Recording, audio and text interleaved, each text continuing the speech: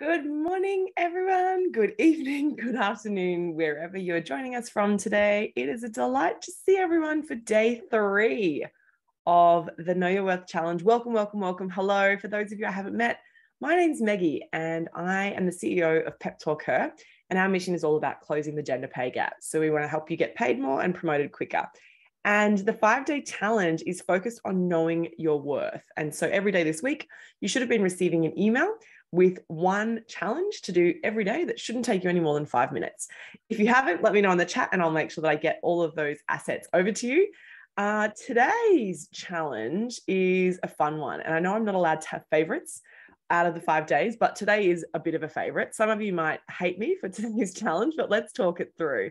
Quick little recap. The first day of the challenge was all about sending one text message to someone to get some feedback about what they think are your best qualities, because we're trying to, short circuit our way out of a negative spiral that sometimes we get into from a career perspective. So really want to focus on the positives. And sometimes we don't see the positives in ourselves. So it's nice to get that external feedback from others.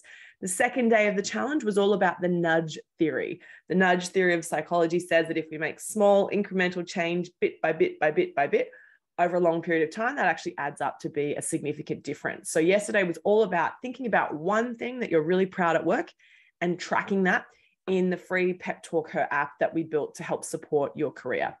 Today's challenge is all about being comfortable with being uncomfortable. So I'm going to explain that in a little bit more detail, but hello to everyone joining us. Please let me know in the chat, what's one thing that you've noticed that has changed for you this week? Just one word in the chat that sort of sums up the change that you've observed through the first 2 days of the challenge. Now, today is all about getting uncomfortable, right? We want to get uncomfortable in a very safe space. And the reason for that is because when we go in to have conversations with our bosses, with our employers, with recruiters or prospective employers, it can be kind of scary, right? Like you can feel a bit sick in the stomach, maybe a bit anxious. Talking about money doesn't come easily for all of us. So today is getting us feeling a little bit more comfortable asking for money and being unsure what the answer is, right? So today I want you to ask for a discount. That's the one thing you have to do today, is ask for a discount. So what do I mean by that? So I'm going to give you a couple of different examples, but the reason that I make you do this, asking for a discount at the supermarket obviously has nothing to do with your career. But bear with me. The reason that it matters is if you can go into a place where there's really no consequence if you get told no, right? So if you ring your cell phone provider company and ask them for a discount, it really doesn't matter, if they say yes or no. You're probably never going to speak to that person on the phone again, right? If you go into your local supermarket, like a big box store, like a Whole Foods or Woolworths, whatever, if you go in there and grab your favorite chocolate, go up to the checkout, and if you say, "Hi, how are you? Great to see you today. How's your day been? Good. Listen, I just wanted to grab this chocolate. And I was wondering, would it be possible to get a discount?" Because what do you think is going to happen if you ask for that? And you can let me know in the chat. Ali, I'm going to pick on you because I can see you on the video. What do you think is going to happen if you ask for a discount on your chocolate at the supermarket?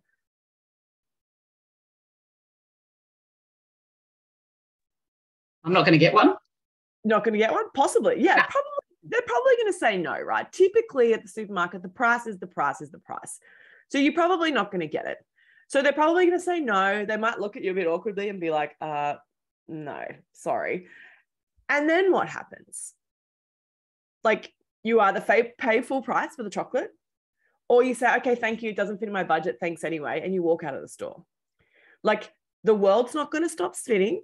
There is actually no police who's going to say, I can't believe you asked for a discount. Come with me down to the station. Like nothing bad is going to happen. You can be very polite about it, right? There's no need to be rude, but you can just say, hey, listen, I was just wondering, could you offer me a discount? 99% of the time, they're going to say no. And that doesn't matter, right? That is okay. And I actually want you to get told no. I actually will tell you though, we did have a student in the last challenge who asked for a discount, and the lovely person at the checkout said, well, no, but we do have a 5% pensioners discount. I guess I could give you that. So they actually did get a discount. So it does pay to ask. But the purpose of this exercise, the reason that I'm making you feel a bit awkward today is because it helps to train our brain, right? This week is all about brain training, really, because if we can train our brain then we're going to get a much better outcome from a monetary perspective when it comes to negotiation, right? So if your brain is like, you know what, they might say no. That's okay. That time I asked for chocolate and asked for a discount, and they said no, the world didn't end, right? That time I rang my mobile phone provider and they said no to my discount, the world still didn't end. I guess it's okay if I ask for more at work as well, right? So we're trying to train you to ask the question in very low consequence environments, in places where it just doesn't matter, right? Because if you can do that when it doesn't matter, when it does matter, and when there's a bit more at stake from a reputation perspective, from an office politics perspective, your brain is going to be trained that little bit better to be okay with whatever the question is, right? It doesn't matter what the answer is going to be. And that's the thing when it comes to negotiating our salary, we can never know all of the information. We cannot actually control what the boss or the recruiter is going to say. We can't control that. All you can control, everyone on this call today, the only thing that everyone in the challenge can control is how you prepare and how you approach that situation. So asking for a discount, I just want you to take 5 minutes today. I want you to ask for a discount. If you can't leave the house, pick up the phone, call your cable provider, call your cell phone provider, and I want you to ask the question. I will say a lot of people that call their cell phone provider are pleasantly surprised with the response, because often they do have capacity to give you a discount. Selfishly, I kind of want you to be told no, not because I don't want you to save money, but just because I want you to get used to hearing no and knowing that even if you're told no, it is okay.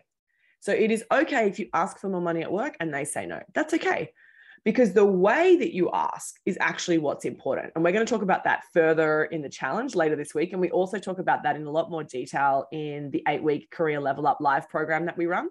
We go into that in a lot more detail with scripts, all the minutiae of how do you handle those conversations.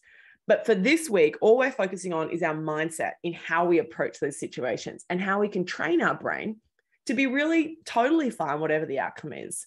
Because I don't know about you all, but like I used to feel very uncomfortable negotiating at work because I really liked my bosses. So I would ask for a number or ask for something, and then I'd say, but, you know, like I really love the job, and, you know, I just, you know, and I'd start to negotiate with myself almost before I'd even given them an opportunity to say anything. So this is what today is about. We're just going to ask for a discount. So I want you to go to your supermarket when you're getting your groceries, ask for the discount.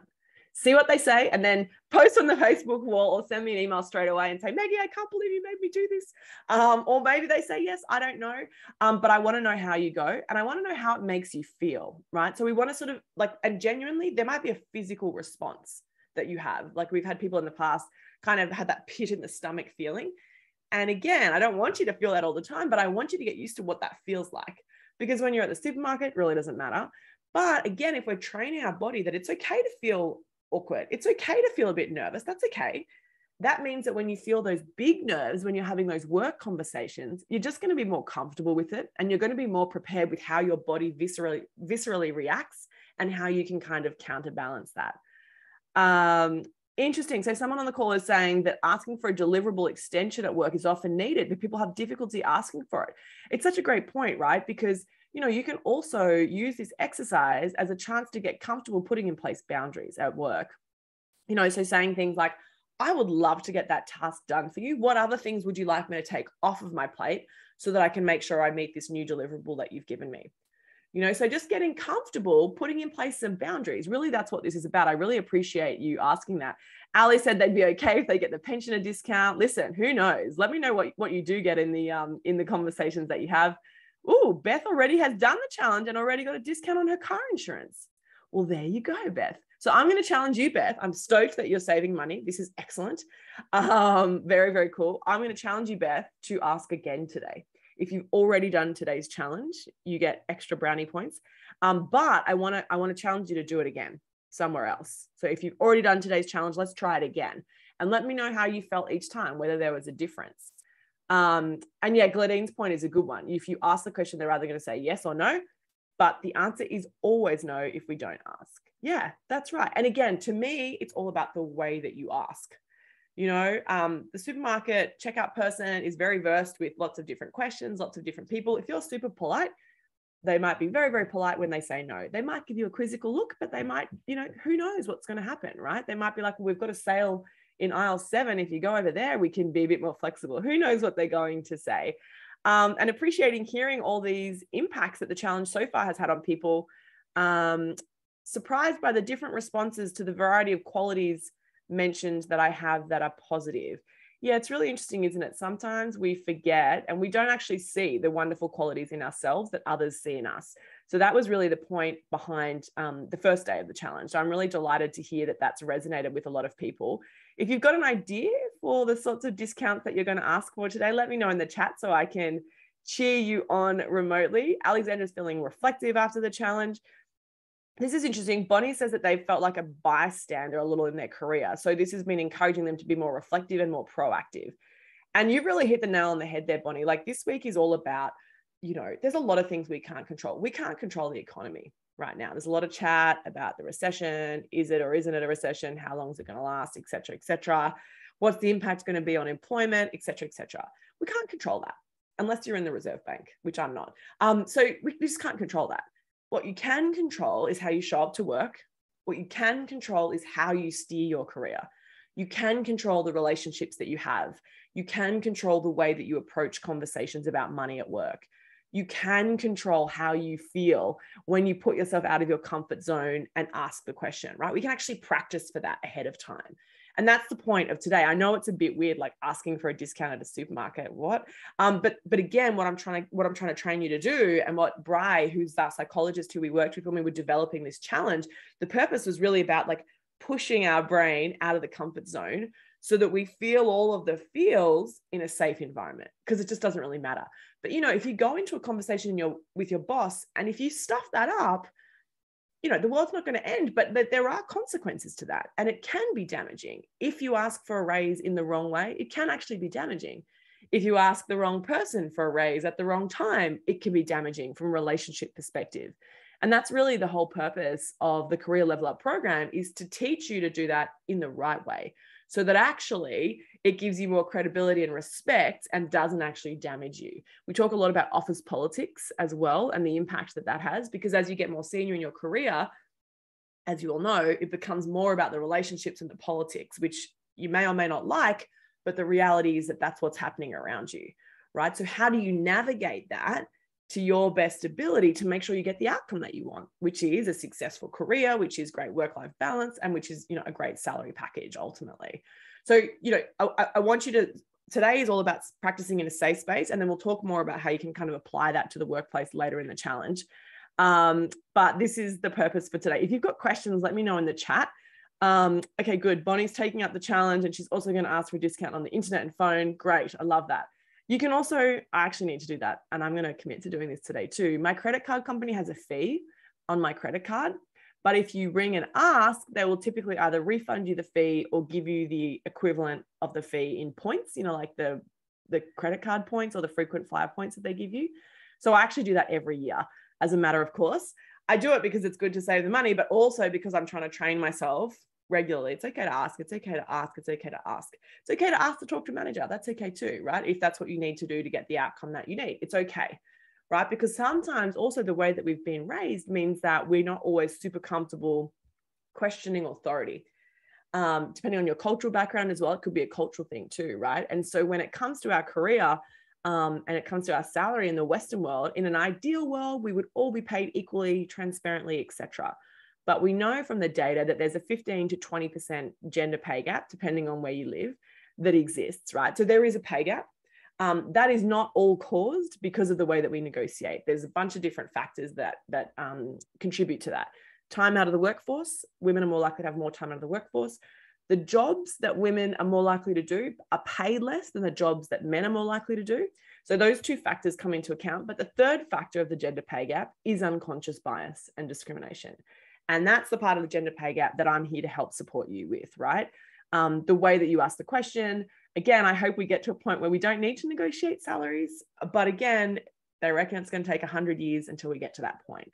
So in the meantime, I'm here to kind of give you the best opportunity possible to earn the most amount possible in the situation that you're in by asking the right way, by putting the data behind it, which is what we talked about yesterday, tracking those successes you've had at work so that you can take that dossier of achievements into those conversations and put forward a really strong evidential background as to why actually you are contributing to the business and why actually there'll be a significant loss should they lose you, right? So we're trying to teach you about the power that you have in the workplace and the value that you're adding and contributing. And this is interesting. Beth says that her customers have no problem asking for a discount. Interesting. And so here's the thing about discounts, which we can then also apply to salary. It's okay for the other person to say no. If I go into, a Target today and ask for a discount on some candy, it's very reasonable for them to say no. That's totally fine. It's totally fine for me to ask in a polite way, but it's also fine for them to say no. And it's the same with your salary. It's fine for you to ask, assuming that you're a great employee, assuming that you've, done all the right things. It's fine for you to ask. That's okay. It's also fine for them to say no, right? They might say no. And so then what do you do about that? How do you respond to that? How do we navigate around that potential roadblock if they do say no? So we talk about that, as I say, we talk about that in a lot more detail in the coaching program that I run. I run it twice a year. The next cohort, the last cohort for this year is kicking off in about 2 weeks. It's run virtually, similarly to this. And so in that program, we talk a lot about how do you navigate that? If you hit a no roadblock in your career, whether it's no to the promotion, no to the salary increase, whatever, how do we then steer around that to get you the outcome that you want? Sometimes it means you have to leave, but that's typically the end of the road. That's typically our last option. There's a bunch of other steps we can take in the meantime to get closer to the response that you actually want. So we'll talk about that in more detail. These are great questions coming through. Thank you for sending them through. Let me know in the chat what you're going to commit to today. Where are you going to be asking for your discount? Let me know in the chat so that I can hold you accountable onto tomorrow's call. This is interesting. So Claire asked for a pay raise after a great review. She got a no. Okay, so Claire, that's really interesting. And there's definitely some tips that we can talk through around how you navigate that. So you had all your information, which is really good. I love that. I'm glad that you let me know what podcast you listened to. And Claire was still told no, right? And that happens, doesn't it? Like hands up if you've been told no to a pay raise that you've asked for. Me. So then how do you respond to that, right? Because a no is not the end of the conversation, right? Really, it's just still an ongoing conversation, because they can say no and you can say, okay, that's all right, I'm disappointed, but okay. And you can go away and that's it. That's one option. But that doesn't really get you closer to the number, right? So another option, Claire, would be to say things like, listen, I understand. I've got to be honest, I'm really disappointed. Tell me what I need to do to get to the number that I'm looking for, and put it back onto them. And they might say, well, the economy is really tough right now, so it's just a really tough time. Say, I understand that it is a really tough time, isn't it? Yeah, it's all a bit, everything's up in the air right now. From my perspective, as you and I know, like I'm such a great contributor to this team. I've really been putting in the hard work. We've been getting the results, A, B, C, X, Y, Z. I'm so proud of that. So this is really where I'm looking to go. Let's talk about, what do you think I could do to get closer to that number? And you can just keep asking the question, because it's really up to them to give you a pathway. And they might say, Claire, this is the amount you're going to earn, and it's really never going to get any higher than that here. And honestly, that's kind of helpful too, because you might love your job and you might be totally down to stay at that company at that rate. Or they might have actually done you a favor and you might be saying, well, I do love the job, but if that's the cap of the salary, I need to actually get quite serious about looking for an alternative, because I'm not happy with that from a monetary perspective. Or the other option, Claire, is also to think about non-monetary benefits. And we talk a lot about that in the career level up as well. There's a lot more that you can ask for than just money. Money is where we start 100%, because that's where we anchor all our retirement savings. That's how you can get mortgages, etc. So that's where we start. And then we look at other options. So there's non-monetary stuff like annual leave, educational allowances, yes. But there's other ways you can get money out of companies as well. And you can kind of benchmark that to different things you do within the business. And there's other ways that you can get creative so that actually it doesn't cost them any more money unless you hit certain goals. So there's other ways to navigate that too. It takes a lot of preparation though, because really they're just going to give you a binary yes or no. If you want a different answer, you've kind of got to present them with those options yourself so that it's easy for them to say yes. So anytime we're doing this from a salary perspective, we want to make it very easy for the employer to say yes. And the easiest way to make it easy for them to say yes is to have thought out some alternatives ahead of time. Because, you know, we talked about this a little bit yesterday, but the reality is bosses are busy. You know, they've got 20 direct reports, they're buying a house on the side, their mother's sick and dying, their child, you know, needs a tutor at school. There's a lot happening. And so they all often don't have the mental capacity to say, Claire, how can we keep you? Let me brainstorm this option. Great bosses will do that, but sometimes people just don't have the capacity, or they're just not a great boss. And so that's actually where it's up to you, unfortunately, to do some of that groundwork for them, which is kind of annoying. Because again, if we lived in a utopia, you'd have this perfect boss who would create this perfect scenario, but like we live in the real world, you know? And so trying to create those options for them is really, really powerful. But if you've got more questions like this, pop them in the Facebook group or send me an email. Yeah, Gladine's asked the question, what if there's not enough budget to give a pay rise? Yes, so that's where those alternatives, Gladine, come in, doing some of that mental gymnastics for your boss ahead of time and thinking about what different line items can you actually get creative with and suggest options for them to kind of give you more compensation in a different capacity. Welcome to everyone who's just joining us. We've run a little over time today and I'm happy to do it because we've got so many questions. But basically the crux of today's challenge is asking for a discount. So let me know how you go there. I'm just going to get some of these questions as well. Yeah, this is a good one. I've negotiated annual leave before, and sometimes I prefer that to money from a tax perspective. Yeah, so I've done a similar thing, Ali. Back when I was a correspondent, I asked for a number. I actually got quite close to that number. And we'll talk a little bit more about how you navigate those numbers and why you actually need to have 3 numbers before you go into any pay raise conversation. But anyway, similarly to you, I was able to negotiate extra leave. So I actually got 2 months a year off paid. So 8 weeks annual leave, which was pretty great. And to your point, Ali, it's kind of nice because then you can go traveling or whatever, and then you're not dealing with those tax implications. So this is interesting too. How do you handle it when there's a pay disparity, a known pay disparity within the business? There are ways to handle that as well. And we do an entire module on that on the Career Level Up program. Yeah, and this is, you know, to the point, the person who's asked this in the chat, how do you call out a pay disparity without seeming pushy or feeling like a bitch or coming across like you're high maintenance, when actually it's completely fair and reasonable that there should be pay equity, because that is legally what has to happen. Legally, though, you know, the only way you can prove that, and I've been in this situation myself, I was paid less than my commensurate colleagues. So that was illegal, but like no one was going to sue them unless I told people that that's what was happening. So it's this kind of, yes, it's illegal to do it, but yes, it still happens. I know that, you know that, we all know that it still happens. The only way to prove it is ultimately if you go to court, right? So we don't want to get to that point if you can avoid it, because that's very stressful, trust me. But there are things that you can do. And again, I just want to acknowledge we shouldn't have to do this. You know, like we shouldn't have to be identifying that there is a gender pay gap. We shouldn't have to be, you know, using our time and energy to negotiate for the pay that is fair and reasonable in the first place. Like we shouldn't have to do that. This should be existing anyway. But the world that we live in is such that it does happen. I've experienced it myself. If you have, let me know in the chat. You know, I've been a victim of the gender pay gap.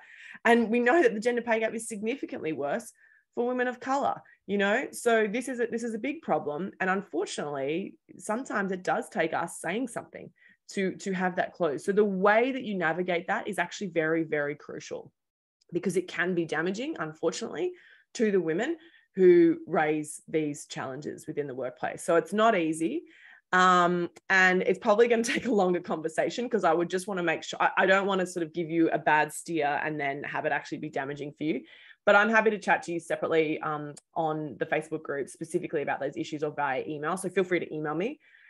We do an entire module on that in the Career Level Up program, how you navigate that so that you get the best outcome, but also so you can kind of set up for success the rest of your team and organization as well.